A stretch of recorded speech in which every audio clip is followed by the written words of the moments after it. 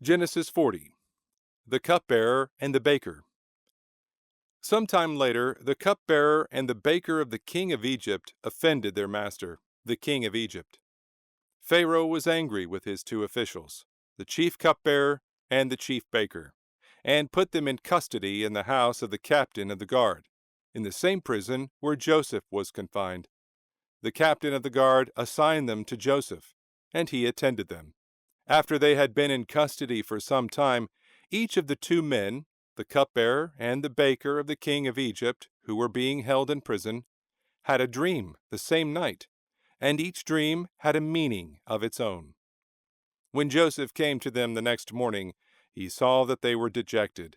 So he asked Pharaoh's officials who were in custody with him in his master's house, "Why do you look so sad today?"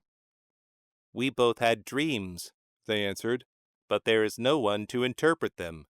Then Joseph said to them, "Do not interpretations belong to God? Tell me your dreams." So the chief cupbearer told Joseph his dream. He said to him, "In my dream I saw a vine in front of me, and on the vine were 3 branches.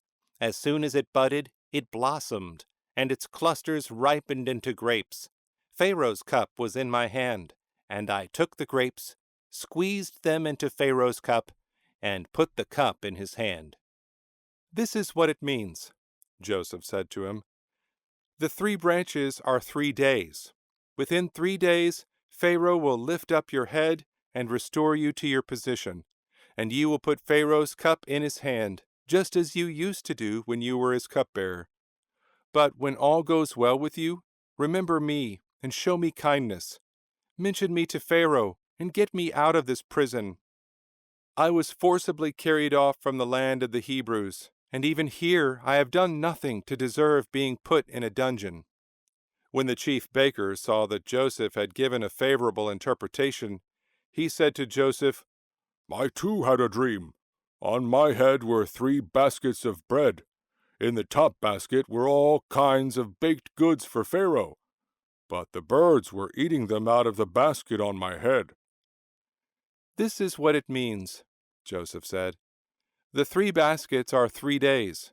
Within 3 days, Pharaoh will lift off your head and impale your body on a pole, and the birds will eat away your flesh." Now the 3rd day was Pharaoh's birthday, and he gave a feast for all his officials. He lifted up the heads of the chief cupbearer and the chief baker in the presence of his officials. He restored the chief cupbearer to his position, so that he once again put the cup into Pharaoh's hand. But he impaled the chief baker, just as Joseph had said to them in his interpretation. The chief cupbearer, however, did not remember Joseph. He forgot him. Genesis 41. Pharaoh's dreams. When 2 full years had passed, Pharaoh had a dream.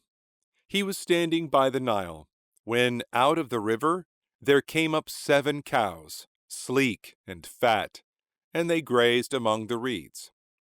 After them, 7 other cows, ugly and gaunt, came up out of the Nile, and stood beside those on the river bank. And the cows that were ugly and gaunt ate up the 7 sleek fat cows. Then Pharaoh woke up.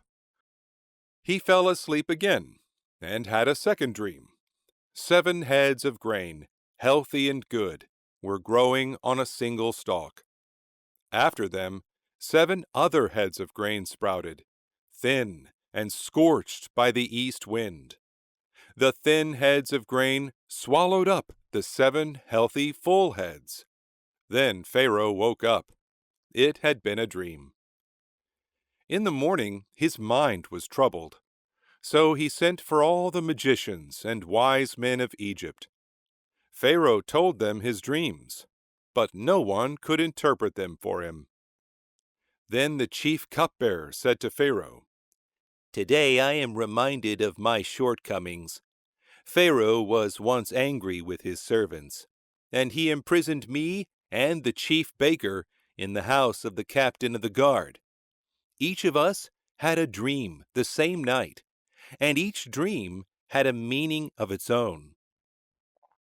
Now a young Hebrew was there with us, a servant of the captain of the guard. We told him our dreams, and he interpreted them for us, giving each man the interpretation of his dream. And things turned out exactly as he interpreted them to us. I was restored to my position, and the other man was impaled." So Pharaoh sent for Joseph, and he was quickly brought from the dungeon. When he had shaved and changed his clothes, he came before Pharaoh.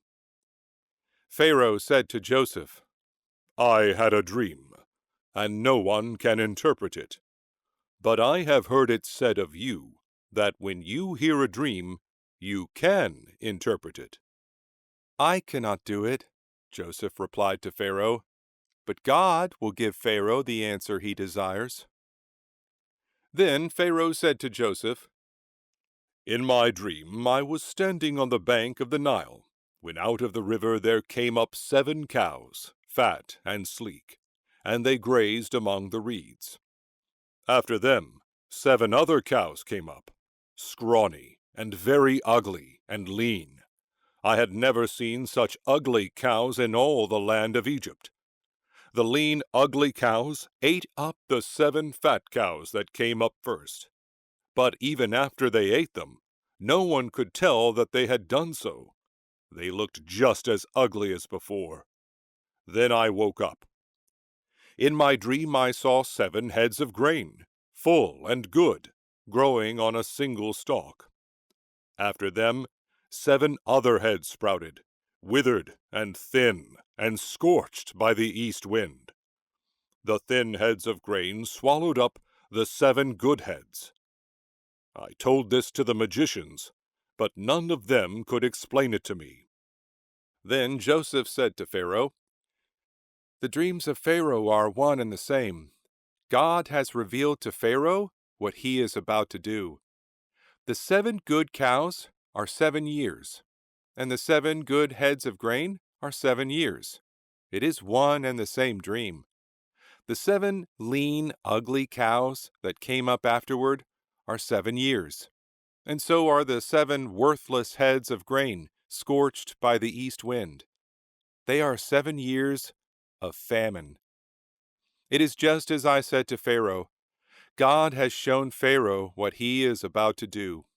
7 years of great abundance are coming throughout the land of Egypt, but 7 years of famine will follow them. Then all the abundance in Egypt will be forgotten, and the famine will ravage the land. The abundance in the land will not be remembered, because the famine that follows it will be so severe. The reason the dream was given to Pharaoh in 2 forms is that the matter has been firmly decided by God, and God will do it soon. And now let Pharaoh look for a discerning and wise man, and put him in charge of the land of Egypt.